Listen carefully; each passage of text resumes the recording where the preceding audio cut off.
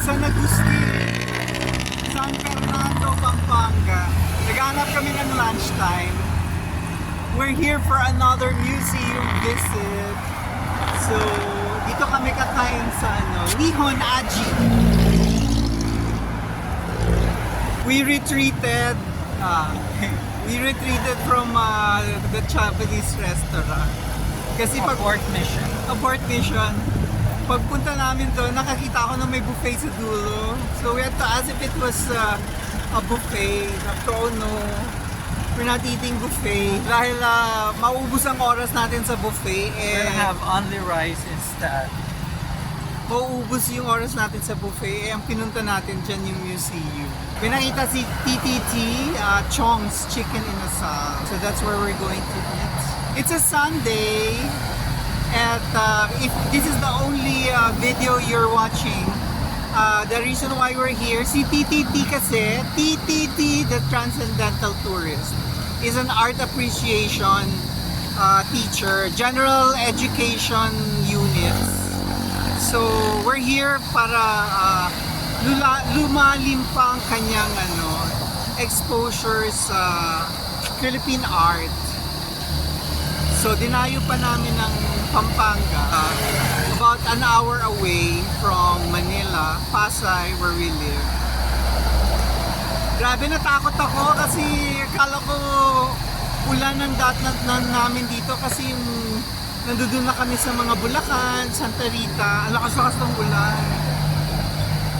So mabuti na lang, after a while, yung palapit na ng San Fernando, nawala na yung ulan. At eto nga, although maulap, mainit. Tuyo ang lupa at ang daan dito sa San Agustin, San Fernando. So I guess dito tayo kakain.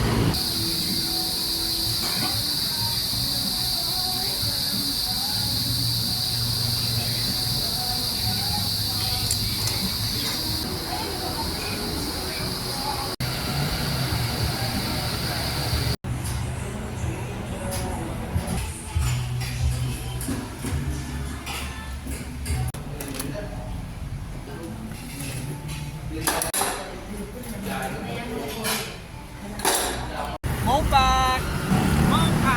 Museum of Philippine Arts and Culture. Pasok na kami. Alas 2 na. Kano kami?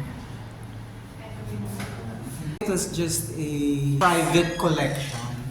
Opo, personal collection ni former Congressman Andrea Domingo po. Yes, diba? Tsaka commission of something siya before of PAGCOR ba? Opo, tsaka sa immigration. Okay. Wow.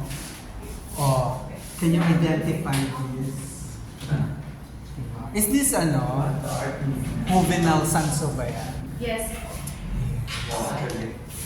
Hello. Etong hindi ko alam. Sino to? Tabuena. Ha? Tabuena. Tabuena. Sa politisa dito. So, ako po si Deo. Ako po yung mag-a-assist sa inyo today. Deo? Yes po. So, bigay ko naman sa inyo yung rules and regulations po dito sa museum. So, ito po yung first si Oscar de Zala Meta. So, sa kanya po mostly mga artworks niya is... So itong, na to, horse rider na to, sa Mexico yan? Hindi Yes. sa Pilipinas yan. Mag-place mo siya kung saan sa Philippine art history.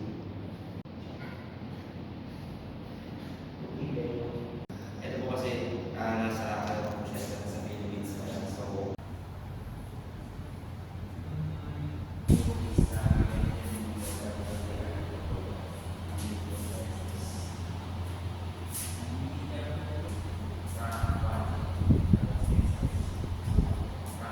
restaurant po sa QC.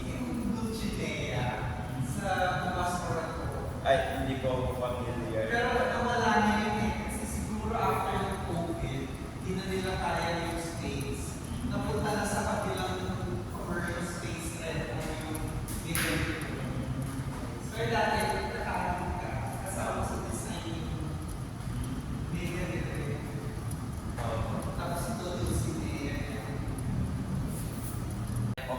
Animal na pinagawa na nila ng iron. Kapag po naruti talaga puting-puti yung mga relics, is galing po siya sa tusk.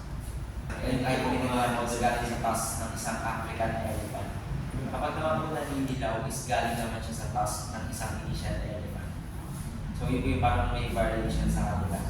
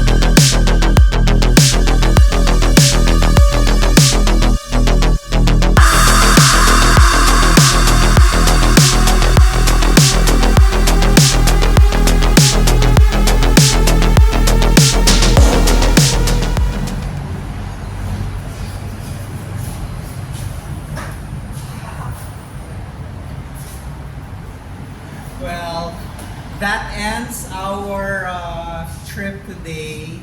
So I hope na enjoy nyo ang ating montage sa pagbisita natin sa ano nga itong place? MOPAC. MOPAC. Museum of Philippine Art and Culture. Yeah, sana pag pumunta kayo dito. San Fernando, Pampanga. So sana pag pumunta kayo dito at nag-request kayo ng docent, yung guide, I hope mapunta sa inyo si Deo. si Deo Alvarez because very entertaining ang kanyang. Hindi ba entertaining? Very informative siya. Dami niyang, tama ng utak niya. Yes, I mean, wrong word but ibig sabihin, usually kasi pag mga marami kang makikitang artworks, na-overwhelm ka. But since marami siyang tidbits, Russian trivia. mga trivia, obviously he made extra mile on the readings and research. Mataba yung kanyang kwento. Anyway, balik na tayo sa Manila or siguro kakain muna kami ulit. Thanks for joining. Please like and subscribe.